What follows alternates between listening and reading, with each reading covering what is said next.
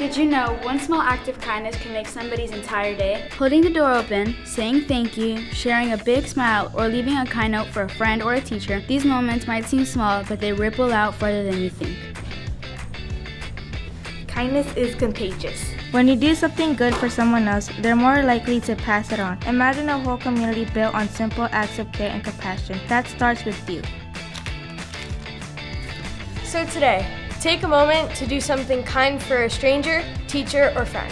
No act is too small to make a big difference. Look for ways to spread positivity around our school and community. Let's make Beaufort County a place where kindness counts. This message is brought to you by Bluffton Middle School, reminding you that kindness is free.